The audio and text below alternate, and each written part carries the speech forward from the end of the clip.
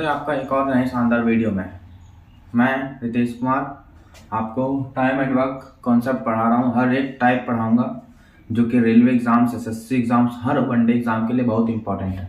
आज मैं पिछले लेक्चर के टॉपिक का ये क्वेश्चन लेके आया हूँ, बट थोड़ा डिफरेंट है क्योंकि कल मैंने जो पढ़ाया था उसमें सिर्फ 2 ही व्यक्ति थे, इसमें 3 व्यक्ति हैं। और हाँ, क्या है कि पिछले कुछ लेक्चरों में जो है लाइट चमक रही थी। अब इस लेक्चर में उम्मीद है कि लाइट नहीं चमक रही होगी, मैंने अपना लोकेशन चेंज किया है। तो चलिए शुरू करते हैं। मैं बोल रहा है कि ए अकेले किसी कार्य को बी 14 दिन मतलब 14 दिनों में, बी उसी कार्य को 28 दिनों में और सी 56 दिनों में समाप्त करता है। मतलब 3 व्यक्ति हैं, किसी कार्य को 14, 28 और 56 दिनों में समाप्त कर रहा है।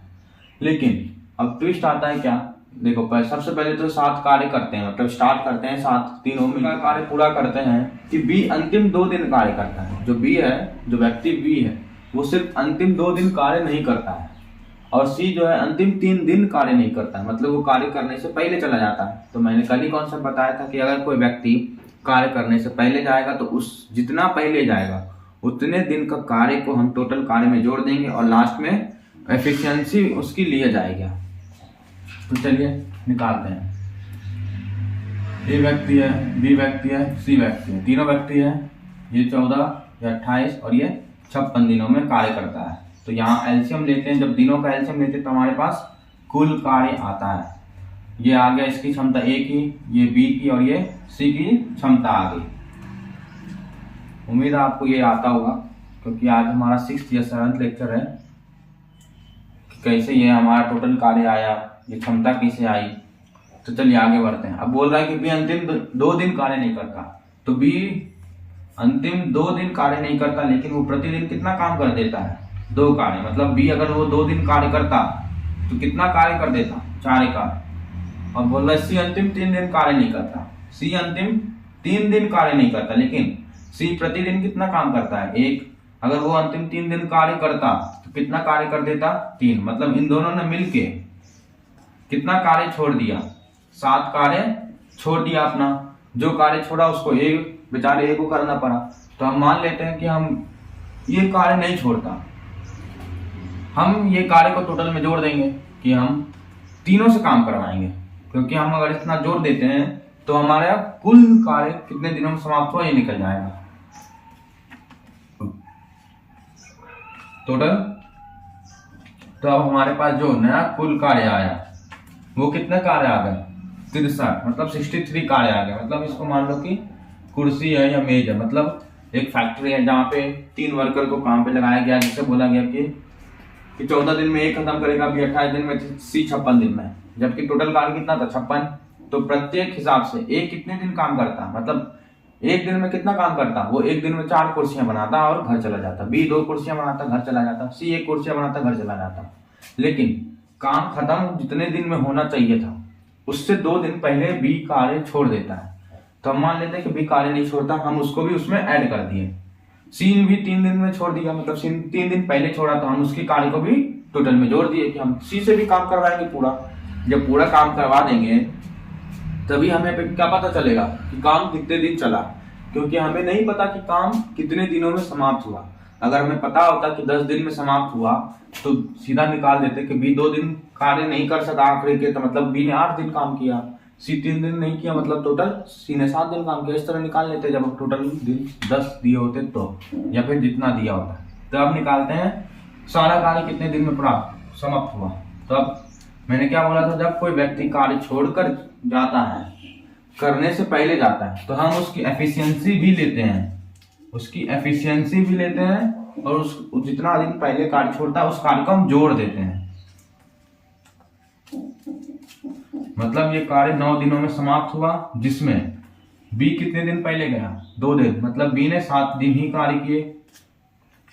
सी 3 दिन पहले गया, मतलब सी ने 6 दिन ही काम किए, और ये आखिरी तक करता रहा, मतलब ए ने 9 दिन तक कार्य किए। इस तरह से ये आपका आंसर आ गया। मिलते हैं नेक्स्ट इंपॉर्टेंट क्वेश्चन पर। ये अगला क्वेश्चन है और इसमें मैंने पिछले के दोनों कॉन्सेप्ट मिलाकर सवाल दिया है। तो देखिए इसमें क्या बोल रहा है कि 3 व्यक्ति हैं जो 10, 12 और 15 दिनों में कार्य समाप्त करते हैं, लेकिन अब 7 से शुरू करते हैं किसी कार्य को करना, 7 शुरू करते हैं, लेकिन 4 दिन बाद बी ने कार्य छोड़ा। अब यहाँ पे पहले क्या बोल रहा है कि बी ने कार्य छोड़ा 4 दिन बाद, मतलब इसने बाद में छोड़ा, और सी ने 3 दिन पहले, मतलब सी ने पहले छोड़ा। मतलब इसमें दोनों कॉन्सेप्ट लगेंगे कि 4 दिन बाद छोड़ा, मतलब 4 दिन जितना कार्य कर लिया होगा वो कार्य करके चला गया। लेकिन सी ने काम खत्म होने से 3 दिन पहले छोड़ा, मतलब वो 3 दिन भी उससे काम करवाएंगे। तो मतलब हम यहाँ पर इसकी क्षमता को लेंगे, इसकी क्षमता को नहीं लेंगे, इसका कार्य को टोटल में जोड़ेंगे और इसके कार्य को टोटल में घटा देंगे। देखते हैं, सबसे पहले कुल कार्य निकालेंगे तभी हम कार्य में जोड़ सकते हैं और घटा सकते हैं। ये 10 दिनों में, 12 दिनों में और ये 15 दिनों में। एलसीएम लेते हैं तो 60 आएगा कुल कार्य, मतलब ये कार्य आ गया हमारे पास 60।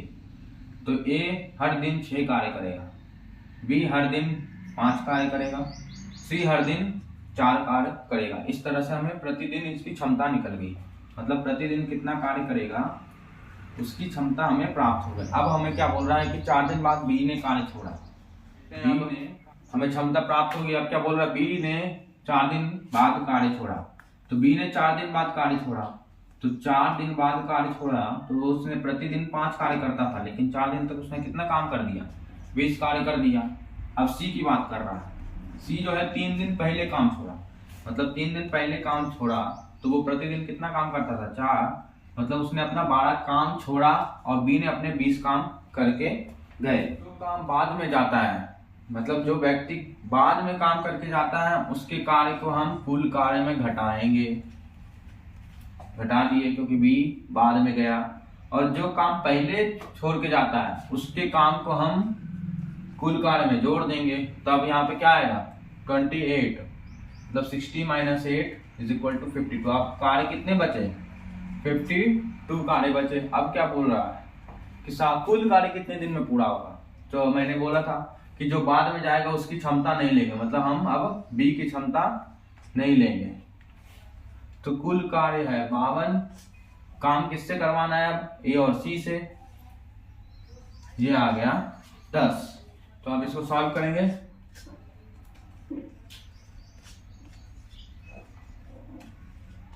मतलब 5.2 या फिर ऐसे ही रहने देते हैं, मतलब 26/5 दिनों में जो है कार्य पूरा हो जाएगा। ये है आपका आंसर। आपका नेक्स्ट क्वेश्चन, ये बहुत ही ज्यादा इंपॉर्टेंट क्वेश्चन है, इंपॉर्टेंट के साथ साथ टफ भी है। टफ मतलब अगर आप बेसिक से करते हैं तो टफ पड़ता है, अगर हमने नहीं ऑप्शन से यूज करके सॉल्व करेंगे।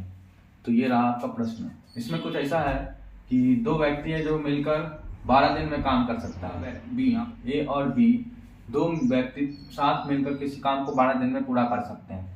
यदि अब बोल रहा है कि ए अकेला काम करके आधा काम को पूरा करता है, मतलब ए काम करता है तो वो आधा काम को करके छोड़ देता है, मतलब चला जाता है। फिर उसके बाद बी अकेला कार्य करके शेष कार्य को, मतलब जितना टोटल कार्य है उस कार्य का आधा भाग कौन कर देता है, ए कर देता है। फिर जो बचा हुआ शेष कार्य है वो बी आगे करता है, अकेले अकेले दोनों। तो उस प्रक्रिया में मतलब ए पहले आधा काम करके गया, फिर बी अकेला आधा काम करके गया, तो ये दोनों मिलकर जितना काम करके गए वो कितने दिन में हुआ, 25 दिन में लगते हैं। तब बोल रहा है कि बी ए की तुलना में अधिक कुशल है, मतलब जो बी व्यक्ति है वो ए की तुलना में अधिक कुशल है, तो बी द्वारा स्वयं काम करने के कितने दिन दिए जाएंगे। अगर हम बेसिक तरीका लगाएं तो में क्वाड्रेटिक इक्वेशन या इक्वेशन मिल जाएगी जो कि बहुत लंबा प्रोसेस हो जाएगा। हम बोर्ड के एग्जाम की तैयारी नहीं कर रहे हैं, वनडे एग्जाम की तैयारी कर रहे हैं, इसलिए हम यहाँ पे ट्रिक लगाएंगे, शॉर्ट ट्रिक लगाएंगे, या फिर हम डायरेक्ट ऑप्शन का यूज करेंगे। डायरेक्ट ऑप्शन का यूज करेंगे। तो सबसे पहला लाइन दिया है कि ए और बी साथ में कितने दिन तक, पूरा 12 दिन तक जो है काम खत्म कर देते हैं।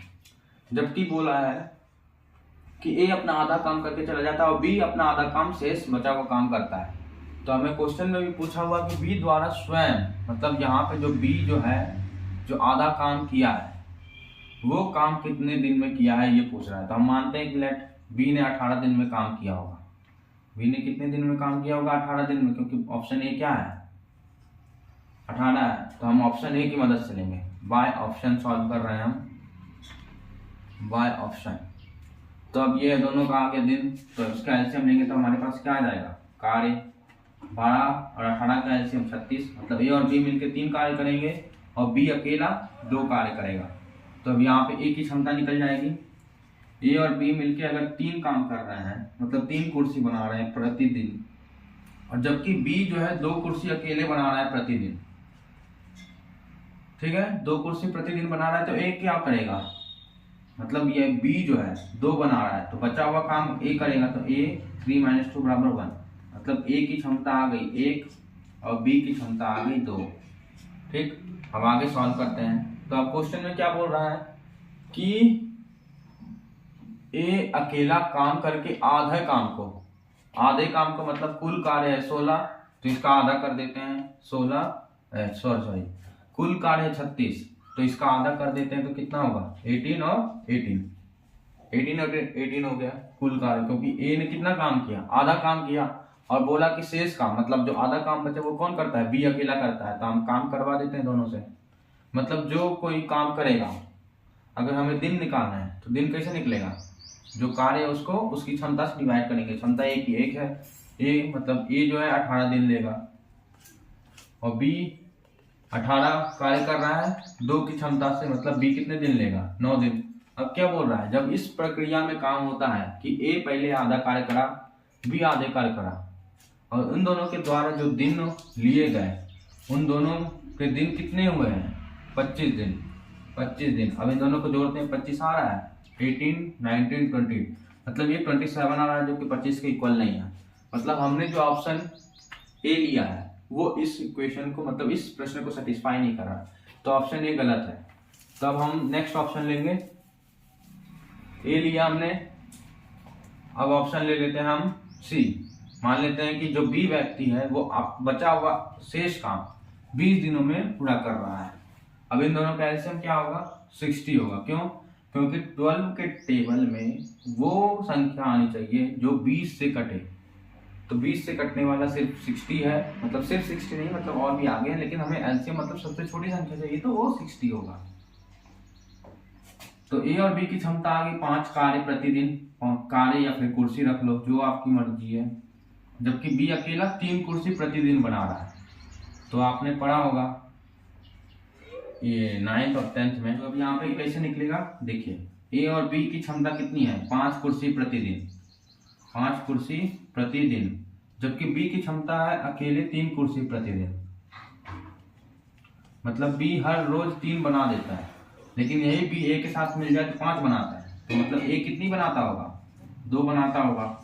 अब हमारे पास ए की क्षमता और बी की क्षमता आ गई। अब जैसा क्वेश्चन में लिखा है, ए कितना काम कर रहा है, ये अपना आधा काम कर रहा है। अब टोटल कार्य 60 है, इसका आधा करेंगे तो 30, और जो शेष काम मतलब शेष कितना बचा, 60 - 30 काम बी अकेला करता है, तो दोनों द्वारा जो काम किया गया उसमें 25 दिन लगते हैं। तो सबसे पहले हम ए से करवाते हैं, कार्य 30 है, क्षमता 2 है, तो ये आ गया 15 दिन, मतलब ए आधा काम जो है 15 दिन में कर रहा है। अब बी से करवाएंगे, बी की क्षमता है 3, कार्य है 30, तो ये 10 दिन में लेगा। अब क्वेश्चन में क्या बोल रहा है, इस तरह से जब ए आधा काम करता है और बी आधा काम करता है, तो उस तरह से वो 25 दिन लगते हैं। तो टोटल 25 दिन लगते हैं। क्या इन दोनों का सम 25 आ रहा है, तो आप देख सकते हैं 25 आ रहा है, मतलब जो हमारा ऑप्शन है सी वो बिल्कुल राइट आंसर है। तो बस आज के लिए इतना ही रखते हैं और मिलते हैं अगले वीडियो में। Thank you for watching.